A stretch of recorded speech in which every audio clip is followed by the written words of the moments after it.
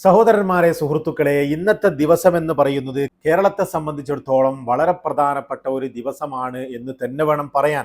കാരണം ചരിത്രത്തിൽ തന്നെ എഴുതി വെക്കാൻ പറ്റുന്ന രീതിയിലുള്ള ഒരു വൻ വിജയം UDFന് കേരളത്തിലെ ജനത കൊടുത്തതിന് ശേഷം ഇപ്പോൾ 10 ദിവസങ്ങൾക്ക് ശേഷവും കേരളത്തിനൊരു മുഖ്യമന്ത്രിയെ പ്രഖ്യാപിക്കാൻ ഈ UDFനോ കോൺഗ്രസിനോ കഴിഞ്ഞില്ല എന്നുള്ള വളരെ നിരാശകരമായ ഒരു ദിവസങ്ങളായിരുന്നു കടന്നുപോയിരുന്നത്.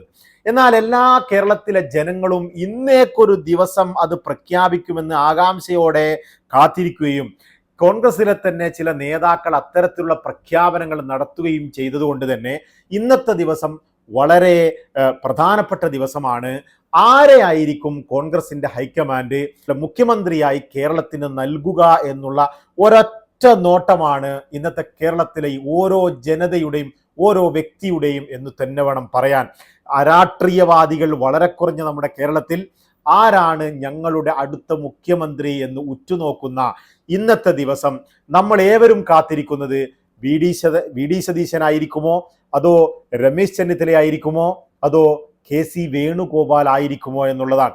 ഇതിൽ എനിക്ക് പറയാനുള്ളത്, ഇന്നത്തെ വിഷയം എന്ന് പറയുന്നത് നമ്മുടെ ഈ ഓരോ വ്യക്തികളെയും പ്രഖ്യാപിക്കുന്നതിനനുസരിച്ച് ഈ UDF സർക്കാരിൻ്റെ ഭാവി നിലനിൽക്കുന്നു എന്നുള്ളതാണ് ഇന്ന് ഞാൻ സംസാരിക്കാൻ പോകുന്ന ഏറ്റവും പ്രധാനപ്പെട്ട വിഷയം എന്ന് പറയുന്നത്.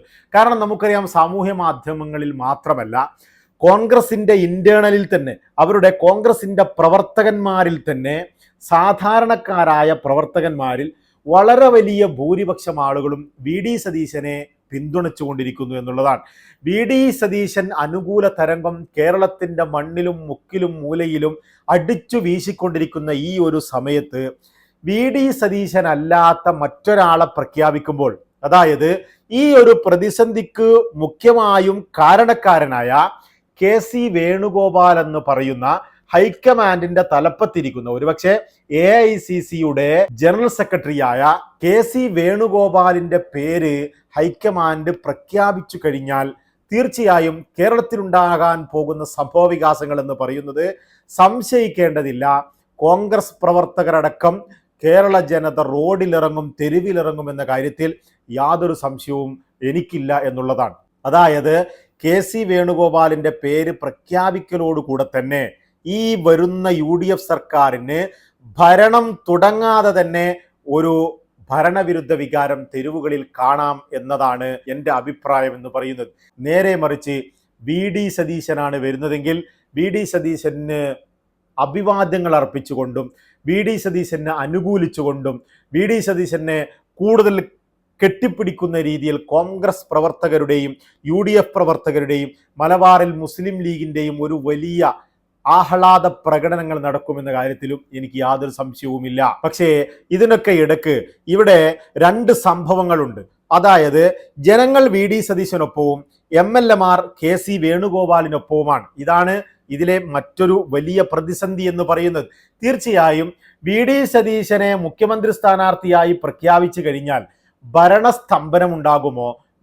ഭരണത്തിൽ തീർച്ചയായും MLA മാർ അനുകൂലിക്കാത്ത ഒരു മുഖ്യമന്ത്രി വരുന്ന സമയത്ത് അത് MLA മാർക്കിടയിൽ തുടർന്നങ്ങോട്ട് മന്ത്രിമാരെ തീരുമാനിക്കുന്ന കാര്യത്തിലും മറ്റുമൊക്കെ ഒരു സ്തംഭനം ഉണ്ടാകുമോ?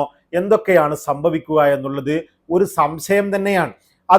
അതിനപ്പുറത്തേക്ക് KC വേണുഗോപാലിനെയാണ് തീരുമാനിക്കുന്നതെങ്കിൽ MLA മാർ സംതൃപ്തരാണ്, പക്ഷേ കേരളത്തിലെ ജനങ്ങൾ സംതൃപ്തരല്ലാത്ത ഒരവസ്ഥയുണ്ടാകും. ഇതിൻ്റെ ഹൈക്കമാൻഡിൻ്റെ ഏറ്റവും നല്ല ഒരു ഫോർമുല എന്ന് പറയുന്നത് 2.5 വർഷത്തേക്കെങ്കിലും രമേശ് ചെന്നിത്തലയെ പ്രഖ്യാപിക്കുന്നതാണ് ഉചിതമെന്നാണ് എൻ്റെ പേഴ്സണലായ അഭിപ്രായം. പക്ഷേ എന്താണ് ഹൈക്കമാൻഡ് ചെയ്യുക? ജനങ്ങൾക്കൊപ്പം നിൽക്കുമോ, അതോ MLA മാർക്കൊപ്പം നിൽക്കുമോ? പാർട്ടിയുടെ നേതാക്കളുടെ അഭിപ്രായങ്ങൾ സ്വീകരിക്കുമോ, അതോ കേരളത്തിലെ ജനങ്ങളുടെ അഭിപ്രായങ്ങൾ സ്വീകരിക്കുമോ എന്നുള്ളത് നമുക്ക് വരുന്ന മണിക്കൂറുകളിൽ നോക്കിക്കാണാവുന്നതാണ്. പക്ഷേ ഇത് രണ്ടിനും ഇടക്കാണ് ഇപ്പോഴത്തെ അവസ്ഥയിൽ രമേശ് ചെന്നിത്തല നിൽക്കുന്നത്. രമേശ് ചെന്നിത്തലയുടെ അവസാന ബസ്സാണ് ഈ ഒരു അവസരം എന്ന കാര്യത്തിൽ നമുക്ക് സംശയമില്ല. അദ്ദേഹം വിവിധ തവണ മന്ത്രിയും അതുപോലെ തന്നെ പല സ്ഥാനങ്ങളും കോൺഗ്രസിലും മറ്റ് കേരള സർക്കാരിലും ഒക്കെയും വഹിച്ചിട്ടുള്ള ഒരു വ്യക്തിയാണ് രമേശ് ചെന്നിത്തല എന്ന് പറയുന്നത്. പക്ഷേ അദ്ദേഹം ഒരു പ്രാവശ്യം പോലും മുഖ്യമന്ത്രി ആയിട്ടില്ല. 2021 അദ്ദേഹം UDF സർക്കാർ ഇവിടെ വലിയ പരാജയം ഏറ്റുവാങ്ങിയത് കൊണ്ട് തന്നെ അദ്ദേഹത്തിൻ്റെ ഏറ്റവും വലിയ ഒരു മുഖ്യമന്ത്രിയാവാനുള്ള ചാൻസ് ആ ഒരു വർഷം നഷ്ടപ്പെടുകയായിരുന്നു. അതുകൊണ്ട് തന്നെ ഈ ഒരു വർഷം അദ്ദേഹം മുഖ്യമന്ത്രി ആയില്ലെങ്കിൽ പിന്നീട് അദ്ദേഹത്തിന് ഒരു മുതിർന്ന നേതാവെന്ന നിലക്ക് അദ്ദേഹം പ്രായാധിക്യത്തിലേക്ക് പോവുകയും അദ്ദേഹത്തിന് ഇനി ഇത്തരത്തിലൊരു ചാൻസ് കിട്ടുമോ എന്നുള്ളതും സംശയമാണ്. പക്ഷേ ഇവിടെ രമേശ് ചെന്നിത്തലയെ പ്രഖ്യാപിച്ചു കഴിഞ്ഞാൽ തെരുവുകളിൽ യുദ്ധമുണ്ടാവുകയില്ല എന്നാണ് എനിക്ക് തോന്നുന്നത്. തെരുവുകളിൽ ആഹ്ലാദ പ്രകടനങ്ങളോ തെരുവുകളിൽ കലാപങ്ങളോ നടക്കില്ല. അത് കോൺഗ്രസിൻ്റെ ഉള്ളിലാണെങ്കിലും പൊതുജനങ്ങൾക്കിടയിലാണെങ്കിലും ഒരു മീഡിയം ലെവലിലുള്ള അഭിപ്രായത്തിലേക്ക് കാര്യങ്ങൾ നീങ്ങുവാനും ജനങ്ങളെ തൽക്കാലത്തേക്കെങ്കിലും ഒന്ന് ഒതുക്കി നിർത്തുവാനും രമേശ് ചെന്നിത്തലയുടെ പേര് ഉപകരിക്കുമെന്ന് തന്നെയാണ് എനിക്ക് തോന്നുന്നത്. പക്ഷേ ഹൈക്കമാൻഡ് ഏത് രീതിയിൽ തീരുമാനമെടുക്കും എന്ന് തീർച്ചയായും നമുക്കൊട്ടും പ്രഡിക്റ്റബിൾ അല്ല. വരും മണിക്കൂറുകളിൽ നമുക്കത് കാണാവുന്നതാണ്. ഇവിടെ മറ്റൊരു വിഷയമെന്ന് പറയുന്നത്, ഇനി ഹൈക്കമാൻഡ് എങ്ങാനും KC വേണുഗോപാലിൻ്റെ പേരാണ് ചൂസ് ചെയ്യുന്നതെങ്കിൽ UDF സർക്കാരിലെ ഏറ്റവും വലിയ രണ്ടാമത്തെ ഘടകകക്ഷിയായ മുസ്ലിം ലീഗിൻ്റെ അഭിപ്രായം കൂടി ഇവിടെ നോക്കേണ്ടതുണ്ട് എന്നുള്ളതാണ്. മുസ്ലിം ലീഗ് ഈ ഒരു ചർച്ച വന്നത് മുതൽ, അല്ലെങ്കിൽ മെയ് 4 പ്രഖ്യാപനം വന്നത് മുതൽ തീർച്ചയായും ഓരോ അവരുടെ പ്രസ്താവനകളിലും നമുക്ക് കൃത്യമായും വ്യക്തമാകുന്ന ഒരു കാര്യം VD സതീശനാണ് മുസ്ലിം ലീഗിൻ്റെ പിന്തുണ എന്നുള്ളതാണ്. കഴിഞ്ഞ ദിവസം മുസ്ലിം ലീഗിൻ്റെ ചില നേതാക്കൾ പറഞ്ഞത് അവർക്ക് കല്യാണ വീട്ടിലും അതുപോലെ തന്നെ കടകളിലും മറ്റു പ്രോഗ്രാമുകളിലും പോകാൻ പറ്റുന്നില്ല എന്നുള്ളതാണ്. കാരണം VD സതീശൻ അനുകൂലികൾ ഓരോരുത്തരെയും ബുദ്ധിമുട്ടിച്ചു കൊണ്ടിരിക്കുന്നു. അതുപോലെ തന്നെ മുഖ്യമന്ത്രിയെ ഇത്തരത്തിൽ വൈകുന്നതിൽ ചോദ്യം ചെയ്തുകൊണ്ടിരിക്കുന്നു എന്നുള്ളതാണ്. ഇതിൻ്റെ ഇടക്ക് ഇത്തരത്തിൽ VD സതീശനെ അല്ലാത്ത മറ്റൊരു മുഖ്യമന്ത്രിയെ പ്രഖ്യാപിക്കുമ്പോൾ അത് ഭരണം തുടങ്ങുന്നതിന് മുമ്പ് തന്നെ ഘടകകക്ഷികളിൽ ഒരു വിള്ളൽ സൃഷ്ടിക്കുമോ എന്ന കാര്യത്തിലും എനിക്ക് സംശയമുണ്ട്. തീർച്ചയായും അത് പരിഗണിക്കപ്പെടേണ്ട ഒരു വിഷയം തന്നെയാണ്. മുസ്ലിം ലീഗിനെ അനുനയിപ്പിച്ചുകൊണ്ടും കൂടിയായിരിക്കാം ഹൈക്കമാൻഡ് ഒരു തീരുമാനത്തിലേക്ക് എത്തുന്നത് എന്ന് തന്നെ നമുക്ക് പ്രതീക്ഷിക്കാം. അതുപോലെ ഈ ഒരു സംഭവ വികാസത്തിന് നടുവിൽ നടക്കുന്ന ഏറ്റവും വലിയ ഒരു വിഷയം എന്ന് പറയുന്നത് ഷാഫി പറമ്പിലിൻ്റെ താരവിശേഷണം നഷ്ടപ്പെട്ടുകൊണ്ടിരിക്കുന്നു എന്നുള്ളതാണ്. ഇവിടെ VD സതീശൻ അല്ലാത്ത മറ്റൊരു മുഖ്യമന്ത്രി വരികയാണെങ്കിൽ തീർച്ചയായും അത് KC വേണുഗോപാൽ ആണെങ്കിൽ ഷാഫി പറമ്പിലിന് വടകര മണ്ഡലത്തിലേക്ക് ആ ഒരു പ്രദേശത്തേക്ക് പോകാൻ തന്നെ പറ്റുമെന്ന് എനിക്ക് തോന്നുന്നില്ല. കാരണം ആ ഒരു മേഖലയിലുള്ള മുഴുവൻ മുസ്ലിം ലീഗിൻ്റെ പ്രവർത്തകരും VD അനുകൂലികളായി മാറിയിരിക്കുന്നു.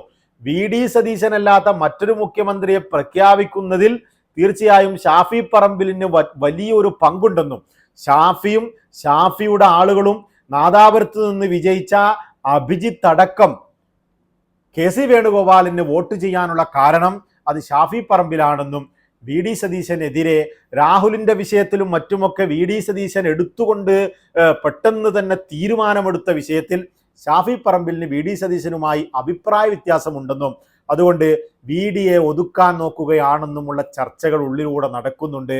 അത്തരത്തിൽ സംഭവിക്കുകയാണെങ്കിൽ KC വേണുഗോപാൽ മുഖ്യമന്ത്രിയായി വരികയാണെങ്കിൽ ഈ കേരളത്തിലെ പാൻ കേരള എന്ന ഒരു സവിശേഷണം ലഭിച്ചുകൊണ്ട് മുന്നോട്ട് പോകുന്ന കോൺഗ്രസിലെ ഒരു യുവ നേതാവായ ഷാഫി പറമ്പിലിനെ ജനങ്ങൾ കൈയൊയ്യാൻ സാധ്യതയുണ്ട് എന്നാണ് എനിക്ക് തോന്നുന്നത്. ഇതിനൊക്കെയും ഒരു പരിഹാരം രമേശ് ചെന്നിത്തല എന്ന ഒരൊറ്റ പേരിലേക്ക് ഹൈക്കമാൻഡ് എത്തുകയാണ് എന്ന് തന്നെ വേണം പറയാൻ. പക്ഷേ അവർ ഏത് പേരിലേക്ക് എത്തും എന്ന് നമുക്കറിയില്ല. പക്ഷേ ഇതിനൊക്കെയും മറികടക്കാൻ ഷാഫി പറമ്പിലിൻ്റെ കയ്യിലും അതുപോലെ KC വേണുഗോപാലിൻ്റെ കയ്യിലും VD സതീശൻ്റെ കയ്യിലുമൊക്കെയും മരുന്നുകൾ ഉണ്ടാകും. പക്ഷേ ജനങ്ങളെല്ലാം മറക്കും എന്നവർക്കറിയാം.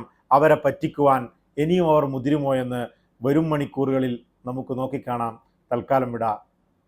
നമുക്ക് വീണ്ടും കാണാം.